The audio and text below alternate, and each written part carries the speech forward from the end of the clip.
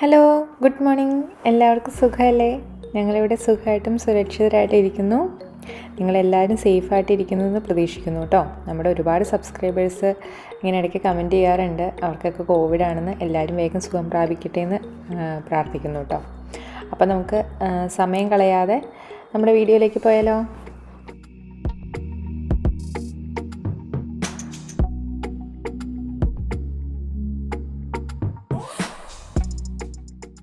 ഇന്നത്തെ മെനു എന്ന് പറഞ്ഞിട്ടുണ്ടെങ്കിൽ ഭയങ്കര ഈസി ആയിട്ട് പെട്ടെന്ന് ഉണ്ടാക്കിയെടുക്കാൻ പറ്റുന്ന ടേസ്റ്റി ആയിട്ടുള്ള ഹെൽത്തി ആയിട്ടുള്ള ഒരു മെനു ആണ് കേട്ടോ. അപ്പോൾ ബ്രേക്ക്ഫാസ്റ്റിന് ഞാൻ ഉണ്ടാക്കുന്നത് റവ ഇഡ്ഡലിയാണ്. അപ്പോൾ അതിന് വേണ്ടി ഒരു പാൻ അടുപ്പത്ത് വെച്ചു, വെളിച്ചെണ്ണ ഒഴിച്ചു, കടുക്, പിന്നെ ഉഴുന്ന്, പരിപ്പ്, അത് ചനാദാൽ, നമ്മുടെ കടലപ്പരിപ്പ് ഇടുവാണ് നല്ലത്. എൻ്റെ കയ്യിൽ ഇല്ലാത്തതുകൊണ്ട് ഞാൻ നമ്മുടെ തുവരപ്പരിപ്പാണ് കേട്ടോ ഇട്ടത്. പിന്നെ ഇച്ചിരി ജീരകം, നമ്മുടെ സാദാ ജീരകം, ഇത്രയൊന്ന് മൂപ്പിച്ചെടുക്കുവാണ് കേട്ടോ. അത് നന്നായിട്ട് മൂത്ത് വന്നപ്പോൾ ചെറുതായിട്ട് അരിഞ്ഞ പച്ചമുളക്, ഒരു വലിയ പച്ചമുളകായിരുന്നു, അത് ചെറുതായിട്ട് അരിഞ്ഞു. പിന്നെ 3-4 കറിവേപ്പിലയും അരിഞ്ഞ് ചേർത്തിട്ടുണ്ടായിരുന്നു. അത് കഴിഞ്ഞിട്ട് ഒരു ക്യാരറ്റ് ഞാനൊന്ന് ഗ്രേറ്റ് ചെയ്തും കൂടെ ഇതിൻ്റെ അകത്തേക്ക് ചേർക്കുന്നുണ്ട്. ഇതെല്ലാം കൂടെ നന്നായിട്ടൊന്ന് മിക്സ് ചെയ്തെടുക്കാം. അപ്പോൾ ഇതിങ്ങനെ ഒരുപാടൊന്ന് വഴണ്ടി വരേണ്ട ആവശ്യമൊന്നുമില്ല, ജസ്റ്റ് ഒന്ന് വഴറ്റിയെടുത്താൽ മാത്രം മതി. അത് കഴിയുമ്പോൾ നമുക്ക് അതിൻ്റെ അകത്തേക്ക് റവ ചേർത്ത് കൊടുക്കാം. ഞാനിവിടെ 1 കപ്പ് റവയാണ് ചേർത്തിരിക്കുന്നത്. അത് വറുത്ത റവയോ വറക്കാത്ത റവയോ ഏത് വേണമെങ്കിലും എടുക്കാം. എന്തായാലും നമ്മളൊന്ന് റോസ്റ്റ് ചെയ്തെടുക്കുന്നുണ്ട്. അപ്പോൾ ഇതെല്ലാം കൂടി നന്നായിട്ടങ്ങ് മിക്സ് ചെയ്യാം. അപ്പോൾ ക്യാരറ്റ് ചേർത്തിട്ടുള്ളത് കൊണ്ട് തന്നെ നമ്മുടെ ഈ റവയുടെ കളറൊന്ന് മാറിക്കിട്ടും കേട്ടോ, ഒരു ഇളം മഞ്ഞ കളറിലേക്കൊന്ന് മാറിക്കിട്ടും. ഇനി വേണമെങ്കിൽ മഞ്ഞൾപ്പൊടി എക്സ്ട്രാ ചേർക്കേണ്ടവർക്ക് അതും ചേർക്കാം കേട്ടോ. ഇതെല്ലാം കൂടെ നന്നായിട്ടങ്ങ് മിക്സ് ചെയ്യുക. റവ ഒന്ന് മൂത്ത് വന്ന് കഴിയുമ്പോൾ ഗ്യാസ് ഓഫ് ചെയ്ത് നമുക്കൊരു ബൗളിലേക്ക് അതങ്ങ് മാറ്റാം.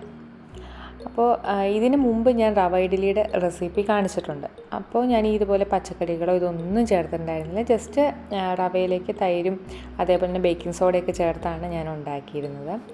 അപ്പോൾ ഇത് നമ്മൾ കുറച്ചുകൂടെ ഹെൽത്തി ആയിട്ടാണ് ഉണ്ടാക്കുന്നത്. ബേക്കിംഗ് സോഡ ഒന്നും ചേർക്കുന്നില്ല കേട്ടോ. അപ്പോൾ പുറത്ത് അത്യാവശ്യം നല്ല തണുപ്പുണ്ട്, എങ്കിലും നമ്മുടെ സ്ഥിരം അപ്പാപ്പന്മാർ നമ്മുടെ ടെന്നീസ് കളിച്ചു തുടങ്ങി. അപ്പോൾ നമ്മുടെ റവ ഒന്ന് തണുത്ത് കഴിയുമ്പോൾ അതിലേക്ക് നമുക്ക് 3/4 കപ്പ് തൈര് ചേർത്ത് കൊടുക്കാം. അപ്പോൾ പുളിയുള്ള തൈര് ചേർത്ത് കൊടുക്കുന്നതായിരിക്കും നല്ലത്. അല്ലാതെ നമ്മൾ ഈ ചേർത്തൽ വേറെ പുളിയൊന്നുമില്ല, ഇഡ്ഡലിക്ക് ചെറിയൊരു പുളിപ്പുള്ളതല്ലേ നല്ലത്.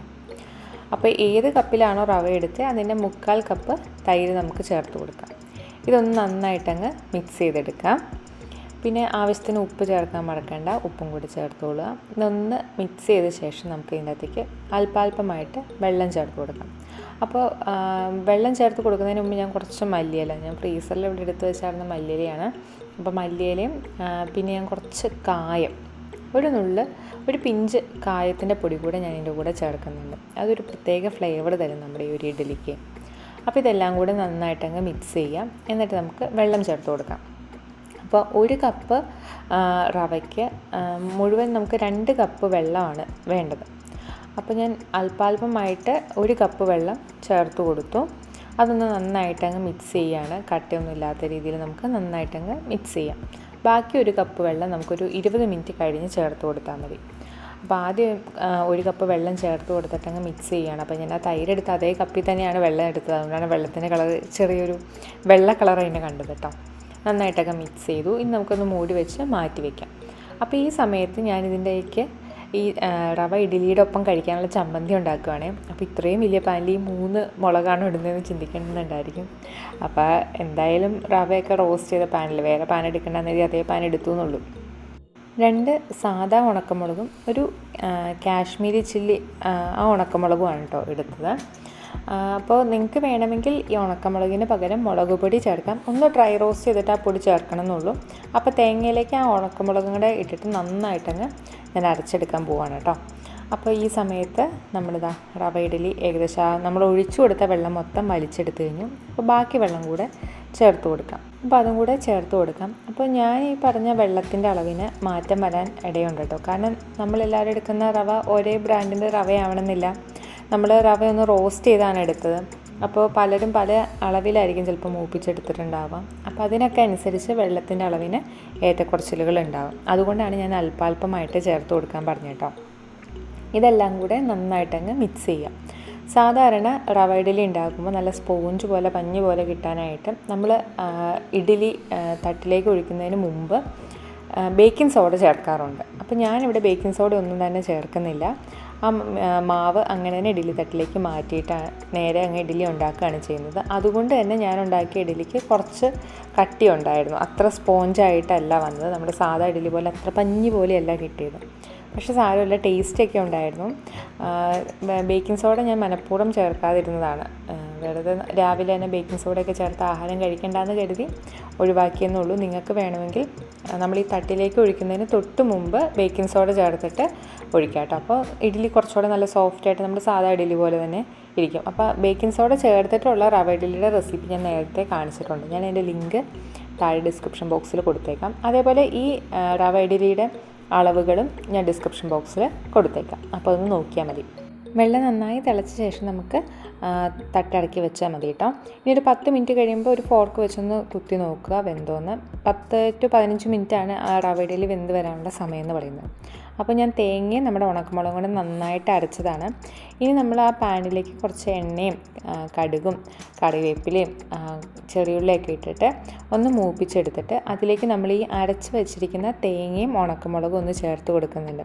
നമ്മൾ ഈ തട്ടുകടയിലൊക്കെ ചാറുള്ള ചുവന്ന ചമ്മന്തി കിട്ടത്തില്ലേ, അപ്പോൾ ആ ഒരു ചമ്മന്തി മോഡലിലാണ് ഞാൻ ഉണ്ടാക്കിയിരിക്കുന്നത്. അപ്പോൾ ഇതെല്ലാം കൂടെ നന്നായിട്ട് മൂപ്പിച്ചിട്ട് നമ്മൾ തേങ്ങയും മുളകും നന്നായിട്ട് അരച്ചതിലേക്ക് വെള്ളം ചേർത്ത് എത്രമാത്രം കൺസിസ്റ്റൻസിയിൽ നമുക്ക് ചമ്മന്തി വേണോ അതേപോലെ ആക്കിയെടുത്തിട്ട് ഈ പാനിലേക്ക് ഒഴിക്കുകയാണ് ചെയ്യുന്നത്. അപ്പോൾ ചമ്മന്തി ഒഴിക്കാൻ നേരത്ത് ഗ്യാസ് ഓഫ് ചെയ്തിട്ട് വേണം ഒഴിക്കാനായിട്ട്. ഞാൻ ഗ്യാസ് ഓഫ് ചെയ്തിട്ട് ഒഴിച്ചിട്ട് പോലും എൻ്റെ സൈഡിലൊക്കെ ചമ്മന്തി തിളയ്ക്കുന്നുണ്ടായിരുന്നു. ശരിക്കും ഈ ചമ്മന്തി തിളപ്പിക്കേണ്ട ആവശ്യമില്ല, നന്നായിട്ട് മൂപ്പിച്ചിട്ട് നമ്മൾ ആ ചൂടുള്ള പാനിലേക്ക് ഒഴിച്ചങ്ങ് മിക്സ് ചെയ്തെടുക്കുകയാണ് സാധാരണ ചെയ്യുന്നത്. പാൻ നന്നായിട്ട് ചൂടായിരുന്നുകൊണ്ട് തന്നെ എൻ്റെ സൈഡിലൊക്കെ തിളച്ചു കേട്ടോ. എങ്കിലും പിരിഞ്ഞില്ല. ഒരുപാട് തിളച്ച ഈ ചമ്മന്തി പിരിഞ്ഞു പോകും. അതുകൊണ്ടാണ് തിളപ്പിക്കരുതെന്ന് പറയുന്നത്. അപ്പോൾ ഇതാ നമ്മുടെ ചമ്മന്തി റെഡിയായി വന്നപ്പോഴേക്കും ഇഡ്ഡലിയും റെഡിയായി വന്നു. വളരെ ഈസി ആയിട്ട് പെട്ടെന്ന് ഉണ്ടാക്കിയെടുക്കാൻ പറ്റുന്ന ഒരു ബ്രേക്ക്ഫാസ്റ്റ് ആയിരുന്നു ഇന്നത്തെ. നിങ്ങളെല്ലാവരും ട്രൈ ചെയ്ത് നോക്കണം. നമ്മൾ ക്യാരറ്റൊക്കെ ഇട്ടിട്ടുള്ളതുകൊണ്ട് അത്യാവശ്യം ഹെൽത്തിയാണ്. പിന്നെ ബേക്കിംഗ് സോഡയൊന്നും ചേർത്തിട്ടില്ല. പിന്നെ ഇഡ്ഡലി മാവും ദോശമാവൊക്കെ സാധാരണ നമ്മൾ തലേദിവസം അരച്ച് വയ്ക്കുകയും പുളിപ്പിക്കുകയൊക്കെ ചെയ്യണ്ടേ. ഇതാകുമ്പോൾ അതൊന്നിൻ്റെ ആവശ്യമില്ല. നല്ല ഹെൽത്തി ആയിട്ടുള്ള ടേസ്റ്റി ആയിട്ടുള്ള റവ ഇഡ്ഡലി റെഡിയായി കഴിഞ്ഞു. പിന്നെ ഞാൻ പറഞ്ഞ പോലെ ബേക്കിംഗ് സോഡ ചേർക്കാത്തത് കൊണ്ട് സാധാരണ ഇഡ്ഡലിയേക്കാളും കുറച്ചുകൂടെ കട്ടി ഉണ്ടാവും നമ്മുടെ റവ ഇഡ്ഡലിക്ക് കേട്ടോ. അപ്പോൾ അതായിരുന്നു എൻ്റെ ബ്രേക്ക്ഫാസ്റ്റ് എന്ന് പറയുന്നത്. പിന്നെ ഇന്നത്തെ ലഞ്ചും അതേപോലെ തന്നെ ഭയങ്കര ഹെൽത്തി ആയിട്ടുള്ള ഭയങ്കര സ്പെഷ്യലായിട്ടുള്ളൊരു ലഞ്ചാണ് ഇന്നത്തെ. അപ്പോൾ ഞാനിവിടെ ചിക്കൻ വാങ്ങിച്ചിരിപ്പുണ്ട്. എന്നും നമ്മൾ ഒരേ രീതിയിലല്ലേ ചിക്കൻ ഉണ്ടാക്കുന്നത്. അപ്പോൾ ഒരു വെറൈറ്റി രീതിയിലൊരു ചിക്കൻ ഉണ്ടാക്കാം, കറി ഉണ്ടാക്കാം. പിന്നെ ഞാൻ നോക്കിക്കഴിഞ്ഞപ്പം ബിരിയാണി അല്ലെങ്കിൽ നെയ്ച്ചോറ് അതൊക്കെ എന്നും കഴിക്കുന്ന ചോറുകളാണ്. അതിൽ നിന്ന് വ്യത്യസ്തമായിട്ട് എന്തുണ്ടാക്കാമെന്ന് നോക്കിയപ്പോൾ ഞാനൊരു വെറൈറ്റി ഒരു ചോറുമായിട്ടാണ് കേട്ടോ ഞാൻ വന്നിരിക്കുന്നത്. അപ്പോൾ നല്ല വെറൈറ്റി ലഞ്ചാണ് ഇന്നത്തെ. അപ്പോൾ ചിക്കൻ ഉണ്ടാക്കാൻ വേണ്ടിയിട്ട് ഞാനിവിടെ പാൻ അടുപ്പത്ത് വെച്ചു. അതിലേക്ക് ചെറുതായി അരിഞ്ഞ സവാളയും അതേപോലെ തന്നെ പച്ചമുളകും ചേർത്തിട്ട് നന്നായിട്ടങ്ങ് വഴറ്റിയെടുക്കുകയാണ്. ഒരു പകുതി വഴണ്ട് വന്നു കഴിഞ്ഞപ്പോൾ ഞാനതിലേക്ക് ജിഞ്ചർ ഗാർലിക് പേസ്റ്റ് ചേർത്ത് കൊടുത്തു. അപ്പോൾ ഇതിൻ്റെയൊക്കെ അളവുകൾ ഞാൻ ഡിസ്ക്രിപ്ഷൻ ബോക്സിൽ കൊടുത്തേക്കാം കേട്ടോ. അപ്പോൾ നിങ്ങൾക്ക് നോക്കുമ്പോൾ എളുപ്പമുണ്ടായിരിക്കുമല്ലോ. അപ്പോൾ നമ്മളിതാ ജിഞ്ചർ ഗാർലിക് പേസ്റ്റും കൂടി ചേർത്തിട്ട് നന്നായിട്ടങ്ങ് ഇളക്കി യോജിപ്പിക്കുകയാണ്. ഇനി ഇതൊന്ന് വഴണ്ട് വരുന്ന സമയമുണ്ട്. ആ ഒരു ഗ്യാപ്പിൽ നമുക്കൊരു മസാലക്കൂട്ട് തയ്യാറാക്കണം. അപ്പോൾ ഞാനിവിടെ കുരുമുളക്, മല്ലി, ഗ്രാമ്പു, ജീരകം, പെരിഞ്ജീരകം, ഏലക്ക അങ്ങനെ നമ്മുടെ ഹോൾ സ്പൈസസ് എല്ലാം തന്നെ എടുത്തിട്ടുണ്ട്. ഇതിൻ്റെ എല്ലാ അളവുകൾ ഞാൻ ഡിസ്ക്രിപ്ഷൻ ബോക്സിൽ ഇട്ടേക്കാം കേട്ടോ. അപ്പോൾ അത് നോക്കിയാൽ മതി. അപ്പോൾ അതൊന്ന് ഡ്രൈ റോസ്റ്റ് ചെയ്ത് എടുക്കണം. അപ്പോൾ ഇതെല്ലാം കൂടി ഞാനൊരു പാനിലേക്ക് ഇട്ടൊന്ന് ലോ ഫ്ലെയിമിലിട്ടിട്ട് സാവധാനം നമ്മൾ ഡ്രൈ റോസ്റ്റ് ചെയ്ത് എടുക്കുകയാണ്. അപ്പോൾ ഇതിൻ്റെ അകത്തേക്ക് നമ്മൾ തേങ്ങയൊന്നും ചേർക്കുന്ന വറുത്തരല്ല, ഇതൊരു മസാലക്കൂട്ട് നമ്മൾ തയ്യാറാക്കുന്നതാണ്. നമ്മളാണ് ഈ ചിക്കൻ കറിയിൽ അധികം പൊടികളൊന്നും ചേർക്കുന്നില്ല, പകരം ഈ ഒരു മസാലക്കൂട്ടാണ് മെയിനായിട്ട് ചേർക്കുന്നത്. അപ്പോൾ അതൊന്ന് ഡ്രൈ റോസ്റ്റ് ചെയ്ത് വരട്ടെ. ലോ ഫ്ലെയിമിലിട്ട് വേണം കേട്ടോ ഡ്രൈ റോസ്റ്റ് ചെയ്തെടുക്കാൻ, അല്ലെങ്കിൽ പെട്ടെന്ന് അങ്ങ് മൂത്ത് പോവും. നമ്മൾ ആ ഒരു മസാലക്കൂട്ടിന് നമ്മൾ വിചാരിക്കുന്ന ആ ഒരു ഫ്ലേവർ കിട്ടത്തില്ല. അപ്പോൾ നന്നായിട്ട് മൂത്ത് വന്നപ്പോൾ ഞാനൊരു പ്ലേറ്റിലേക്ക് അതങ്ങ് മാറ്റി വെച്ചു. അതാ നമ്മുടെ സവാള അവിടെ ഏകദേശമൊക്കെ വഴണ്ട് വന്നിട്ടുണ്ട്. തണുപ്പൊക്കെ മാറി മഞ്ഞൊക്കെ മാറിയിട്ട് കുറച്ചുകൂടെ വെയിൽ ഉദിച്ച് വന്നു കേട്ടോ. അപ്പോഴേക്കും അപ്പാപ്പന്മാരൊക്കെ വീട്ടിൽ പോയി. ഞാൻ കുറച്ച് കറിവേപ്പില കൂടെ ചേർത്തു കേട്ടോ. അപ്പോൾ ഉള്ളിയൊക്കെ ഒന്ന് വഴണ്ട് വന്ന ശേഷം കറിവേപ്പില ചേർക്കുമ്പോൾ കറിവേപ്പിലയുടെ ഫ്ലേവറും കൂടെ ആ ഒരു സവാളയ്ക്കൊക്കെ വരും. അപ്പോൾ വഴണ്ടി വന്നു കഴിഞ്ഞപ്പോൾ നമ്മൾ അതിൻ്റെ അകത്തേക്ക് തക്കാളി ചേർത്ത് കൊടുത്തു. ഒരു വലിയ തക്കാളിയാണ് എടുത്തത്, ചെറുതായി അരിഞ്ഞിട്ട് അതും കൂടെ നന്നായിട്ടങ്ങ് ചേർത്ത് വഴറ്റിയെടുക്കുകയാണ്. ഇനി തക്കാളി വരുന്ന ഒരു ഗ്യാപ്പ് നമുക്കുണ്ട്. അപ്പോൾ ഇതുവരെ ഞാൻ ഉപ്പൊന്നും ചേർത്ത് കൊടുത്തിട്ടുണ്ടായിരുന്നില്ല. ഈ ഒരു സമയത്താണ് നമ്മുടെ ഈ ചിക്കൻ കറിക്ക് ആവശ്യമായിട്ടുള്ള ഉപ്പ് ഞാൻ ചേർത്ത് കൊടുക്കുന്നത്. അപ്പോൾ ഒന്ന് നന്നായിട്ടൊന്ന് ഇളക്കി യോജിപ്പിച്ച് നമുക്ക് മൂടി വെച്ച് നമ്മുടെ തക്കാളി വഴണ്ടി വന്നു കഴിഞ്ഞു. ഇനി ഞാൻ ഇതിൻ്റെ അകത്തേക്ക് ഒരല്പം പൊടികൾ ചേർത്ത് കൊടുക്കുന്നുണ്ട്. നമ്മുടെ മഞ്ഞൾപ്പൊടിയും കാശ്മീരി ചില്ലി പൗഡറും മാത്രമേ ചേർക്കുന്നുള്ളൂ. മഞ്ഞൾപ്പൊടി ഒരു 1/2 ടീസ്പൂണും നമ്മുടെ കാശ്മീരി ചില്ലി പൗഡർ 1 ടീസ്പൂണും, ടേബിൾ സ്പൂൺ അല്ല കേട്ടോ, ടീസ്പൂൺ, അത് മാത്രമേ ചേർത്ത് കൊടുക്കുന്നുള്ളൂ. അതെല്ലാം കൂടെ നന്നായിട്ടൊന്ന് മിക്സ് ചെയ്ത് പൊടികളുടെ പച്ചമണം മാറിയ ശേഷം നമുക്കിതിൻ്റെ അകത്തേക്ക് കുറച്ച് തൈര് ഒഴിച്ചു കൊടുക്കണം. അപ്പോൾ അത്യാവശ്യം പുളിയുള്ള കട്ട തൈര് നമുക്കിതിൻ്റെ അകത്തേക്ക് ചേർത്ത് കൊടുക്കാം. ഇപ്പോൾ 2 ടേബിൾ സ്പൂൺ തൈര് ചേർത്ത് കൊടുത്തിട്ടുണ്ട് കേട്ടോ. തൈരും കൂടെ ചേർത്തിട്ട് നമുക്ക് നന്നായിട്ടങ്ങ് മിക്സ് ചെയ്യാം.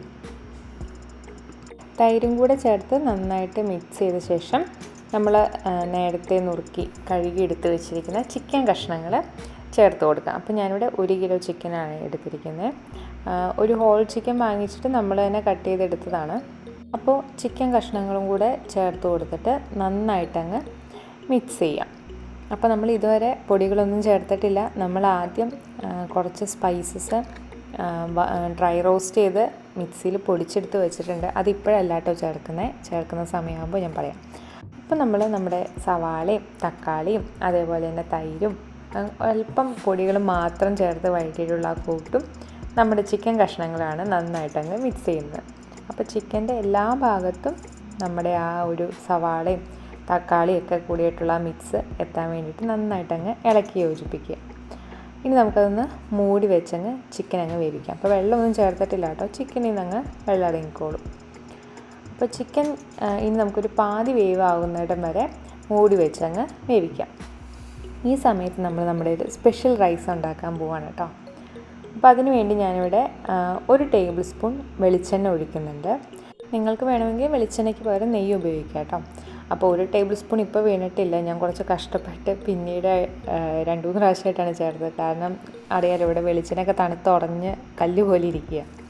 അപ്പോൾ വെളിച്ചെണ്ണ ചൂടായി വന്നപ്പോൾ അതിലേക്ക് കുറച്ച് സവാള, ഒരു 1/2 സവാളയാണ് ഇതുള്ളൂ കേട്ടോ. ചെറിയൊരു സവാളയുടെ പകുതി മാത്രമേ ഉള്ളൂ, ചെറുതായിട്ടരിഞ്ഞ സവാളയും അതേപോലെ തന്നെ 1 ടീസ്പൂൺ ജിഞ്ചർ ഗാർലിക് പേസ്റ്റും നന്നായിട്ടൊന്ന് വഴറ്റിയെടുക്കുകയാണ്. എന്നിട്ട് നമ്മുടെ ചിക്കന് വേണ്ടി വഴറ്റുപോലെ ഒരുപാടൊന്നും വഴണ്ടി വരണ്ട, ഒന്ന് വാടി വന്നാൽ മാത്രം മതി. അതൊന്ന് വാടി വന്നു കഴിയുമ്പോൾ നമുക്കതിൻ്റെ അകത്തേക്ക് പച്ചക്കറികൾ ഓരോന്നായിട്ട് ഇട്ട് കൊടുക്കണം. അപ്പോൾ ഞാൻ 3 ഗ്രാമ്പും ഒരു ചെറിയ കഷ്ണം പട്ടയും പിന്നെ 2 ഏലക്കായും ഒരു ചെറിയ ക്യാരറ്റ് ചെറുതായിട്ട് അരിഞ്ഞതും 2 പച്ചമുളകും ഇപ്പോൾ ചേർത്ത് കൊടുത്തിട്ടുണ്ട് കേട്ടോ.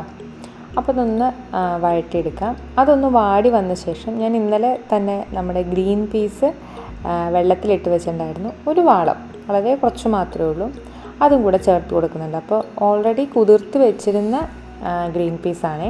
ഇനി നിങ്ങൾ ഗ്രീൻ പീസ് കുതിർത്ത് വയ്ക്കാൻ മറന്നു പോയെങ്കിൽ അതൊന്ന് വേവിച്ച് ചേർക്കാൻ മറക്കണ്ട കേട്ടോ.